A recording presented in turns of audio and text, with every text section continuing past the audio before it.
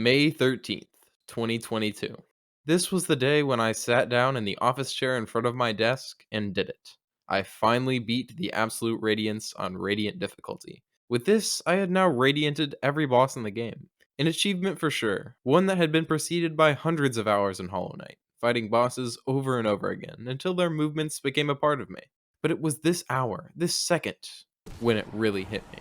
I could never play my favorite game for the first time. I could never watch the opening cutscene, never enter the City of Tears, never discover the White Palace, never defeat the Hollow Knight, never beat a boss on Radiant for the first time ever again.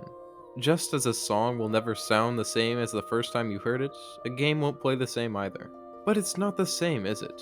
Even though a song can conjure up a feeling with its sound, a game adds a new dimension. You aren't observing someone else's journey as much as you are creating your own. This is what makes video games unique. It's that feeling in your stomach when you discover something new, or defeat a boss after dozens of failed attempts. Listening to or watching something, you may be reminded of a part of your own life, where you felt a similar way. In a game, this can happen alongside the creation of new memories. That's what they are though. Memories of feelings you got from it. These feelings don't just disappear after you play something once. However, they do get fainter as you continue to play. They grow ever smaller as they fade, until one day, you're numb. You no longer get chills down your spine when you enter Green Path and the strings start playing. To you, it's just background now, nothing to gawk over.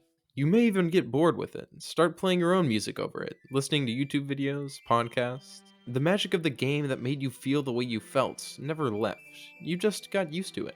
We can find this magic in all types of games, and not long ago, I found myself looking for it once again.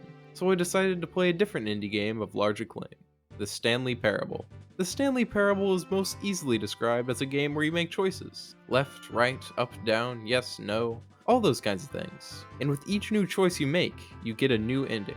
With this in mind, the game doesn't have much replay value, as each sequence of decisions leads to a specific ending. So once a sequence of decisions is made, the path instantly becomes obsolete, as the result is already known. This does give the game a lot of leeway to throw twists and turns at you, which it does, but as with any twist, no matter how good it may be, it cannot be forgotten. To be honest though, I didn't like the Stanley Parable that much. Though it was my first time going through, it didn't feel like I was discovering anything. It felt as if I were being led through a world that had already been explored, even if I was consciously ignoring the directions of the narrator. Without a premise that I enjoyed, the game didn't have much to offer me. But that's besides the point. Many people obviously love this game, and I bet there's someone out there that thinks it's the best of all time. It felt the same way playing it for the first time as I did playing Hollow Knight. So then, what's the point of saying all this? The games people love are just a matter of preference? Well, of course. Everyone has opinions, that's clear as day. But the reasoning behind these opinions may rest a lot more on the circumstances in which we experience games than we realize. I love to analyze and pick apart different games, genres, and even mechanics. It's what this channel is built on. Finding something gaming related and separating it into distinct parts to try and see how it works, or becomes what it is. However, this is only half the picture. We're not robots that only care about parry mechanics. It's what a game makes us feel that we really take with us. All of this said, this video isn't going to be an essay on how everybody likes different things and that it's the common feelings that we share with the specific media that we enjoy that creates our experiences. No, this is a story of me and Hollow Knight. March 13th, 2020. Just over 2 years before I beat Radiant Absolute Radiance. This day was a pretty average Friday. I was a junior in high school at the time, starting to get ready for AP exams in a few months, and classes were beginning to review all the material that we had learned so far in preparation. I took it all very seriously. I was in the hardest classes I could be, and I made sure to study and do good in each of them. But that specific day, I remember my AP physics teacher saying one thing. I know what you all are thinking. The coronavirus is on everyone's mind. Be prepared if spring break is an extra week or two long. The next day, spring break started. And well, it didn't really end. The beginning of the pandemic changed all our lives. We were indoors all day, locked down. We couldn't do all the things we wanted to do, or see our friends as much as we wanted to. Before this happened, I was an extremely busy person. I was in marching band, played for 2 soccer teams, and obsessed over school. That day though, everything vanished. There were no more band rehearsals, soccer practices, meetings, or even tests to study for. There was just time. and I didn't really know what to do with it. I wasn't into video games that much at the time. Other than playing Fortnite and FIFA with my brother, or Brawlhalla and the Darwin Project by myself, I didn't really use our Xbox, and we didn't have a PC at the time. Now that I had an abundance of time though, I started to use it, playing my 2 free games more often than I usually would, draining away the extra time that I had no better use for. Although this time off from school was probably good for me, in that I could get some time off from all its stresses, it did come at a cost: isolation. I wasn't totally cut off from other people at the time. I would still go and see my best friend every once in a while, but without school, most of my social interaction each day went out the window. At the same time as all of this was happening, my parents were going through a divorce, which had its own social and emotional complications for me at the time. And on top of all of that, I had to start preparing for college and finding where I would be spending the next 4 years of my life after senior year. Needless to say, I needed a distraction. Badly.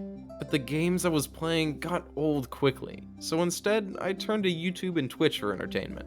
On these platforms, I ended up watching a lot of Dunkey and Rasputin, both of which talked about some larger games that I'd seen before, but also exposed me to the world of video games as a whole. I watched Dunkey's reviews on, well, I pretty much watched all of them, and I watched Raz's videos too. But I would also watch his streams, where he would play all types of games, from Fall Guys to Shadow of the Colossus to Undertale. All of this watching sparked a curiosity in me. I wanted to try out a few of these games for myself, so I hopped in my car and drove down to the nearest Target to get an Xbox gift card. With that card, I bought the first game in what was to be a new leaf in my gaming journey: Cuphead. I heard about Cuphead from a friend a while back talking about how the music was really good and the game was really hard. Apparently, that was all the background I needed to jump right in and start. I wanted something difficult to get my mind off things, and good music couldn't hurt, right?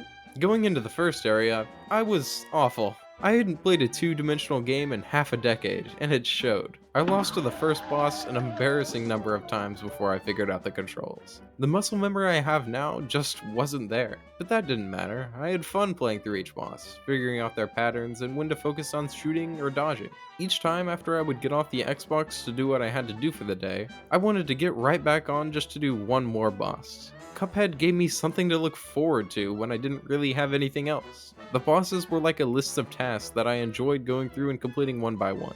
Then one day, I ran out of tasks. I beat the devil and beat the game. Doing this, I was slightly relieved. I had endured the hardships of the game to eventually come out on top. It gave me a feeling of accomplishment, though I didn't really want to go back and beat the game again. I had gotten all that I wanted from it. This again left me with a void of time. I wanted that feeling of accomplishment again, so I went and bought another Xbox gift card. I needed another challenge, and what could be a better challenge than Dark Souls, specifically Dark Souls 3. I only knew one thing about this game before I got it. I knew that it was supposed to be pretty hard. I thought that if I could beat Dark Souls, then I would be a real gamer.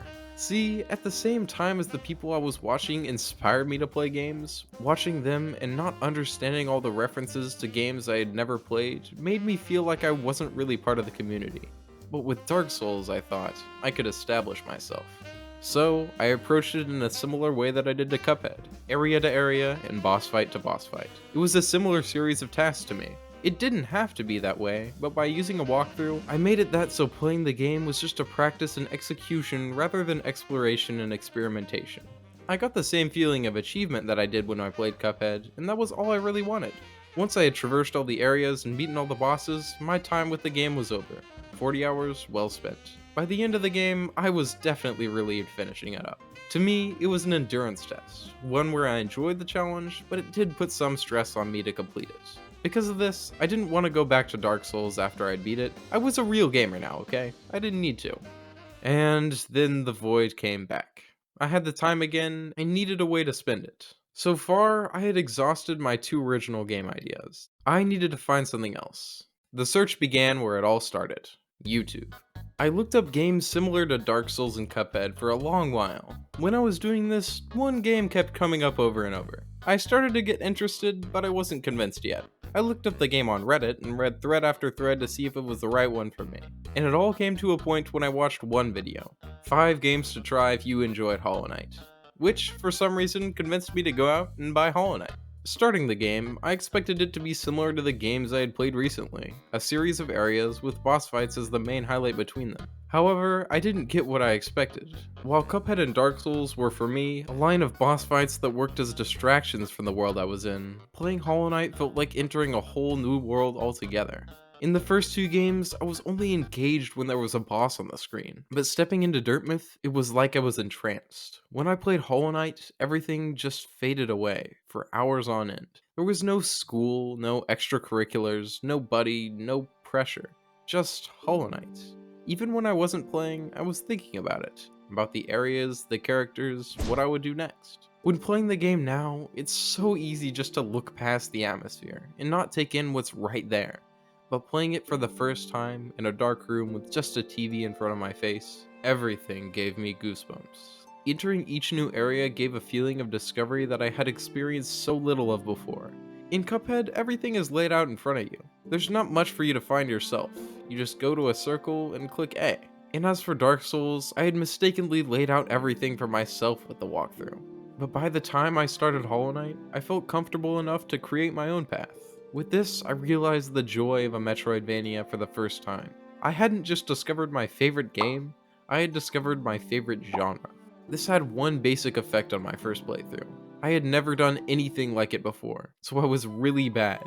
An experience I distinctly remember was in the tutorial area. It took me a few minutes to get over these few platforms. Any person with a grain of Metroidvania experience, or 5 functioning brain cells, would be able to get over this pretty quick. But I had no idea that holding the jump button correlated with how long you would stay in the air, so I was just stuck tapping the A button over and over again without progressing. This is a common trend now with the game. Most things that took me hours to complete back then take me only minutes to do now.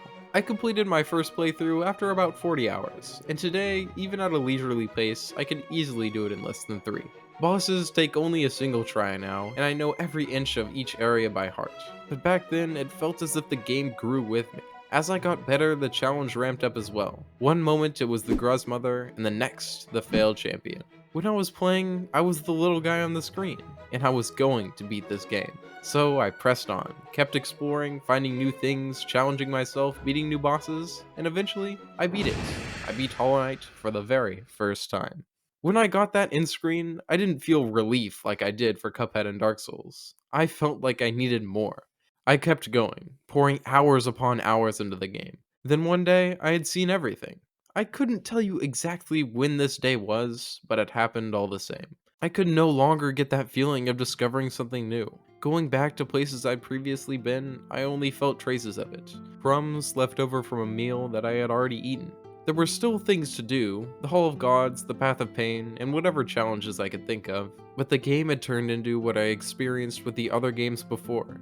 It became a list of tasks. Beat these specific bosses in a row. Run these rooms in this order. It wasn't the same as it once was. It became a distraction, rather than an experience. Now, I'm not saying I didn't like doing these tasks. I gobbled up every second of them. They're some of the most difficult but rewarding tasks in any game that I've played to this date, and another reason of why I love the game so much. But that original feeling was gone. In my many hours in Godhome, I was both enjoying the remaining challenges the game had to offer and chasing a past that I couldn't reach. Saying all of this, Hollow Knight helped me when I needed it. We all have a Hollow Knight, the perfect game at the perfect time. Sometimes we look for something to take our mind off ourselves. Sometimes we look for something to remind us of who we are.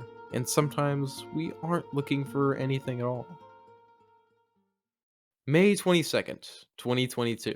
9 days after beating Radiant Abzerad, I purchased the Stanley Parable Ultra Deluxe. At that point in my life, I was busy once again. I was living by myself and working for the first time, and had nowhere near as much time as I had before to play games. Factoring this in, I decided to get a shorter game like the Stanley Parable. I had heard good things from a few people, and saw it placed pretty high in some indie tier lists, so I bought it. I didn't really know what I was looking for in my new situation, but this game wasn't it. Playing it made me confused, adding even more stress onto me at a time where that was the last thing I needed. I was figuring out how to live, and this specific distraction wasn't really helping. Again, I was just completing tasks, getting endings in the most logical way possible. Every playthrough, I would change a single decision, repeating this process over and over. When I played, I felt it was me doing these things, not Stanley. That may have been the point of the game, but it wasn't what I needed. Once I had done everything to be done, I didn't want to go back. But I wasn't relieved either. Even worse, I was confused. Along with that, it reminded me of playing Portal 2 with its narration and general style, which isn't a bad thing, but it didn't really feel new to me. But why do I bring this up? Everyone plays games they don't like from time to time. What's so special about this one? Well, it's not any different or unique in this way, but it was special. Special in that it had the possibility of being special to me. But it wasn't, and I can't play it for the first time ever again. A while ago, I said this would be a story of me and Hollow Knight. That wasn't really true. What I'm really trying to say is that what appeals to us is forever changing. It may stay on a similar path or curve into something new. With our different experiences, both inside and outside of gaming, we obtain new perspectives that change the way we see the games that we play. One second, you may see Hades as the best piece of art to ever be constructed on this green earth, and the next you may think the same about Omori, or you may not change at all. These experiences with our favorite content stick with us forever, and as much as I would love to forget all about Hollow Knight and play it for the first time again, I don't think I would. I'm satisfied with the memory of playing Hollow Knight for the very first time.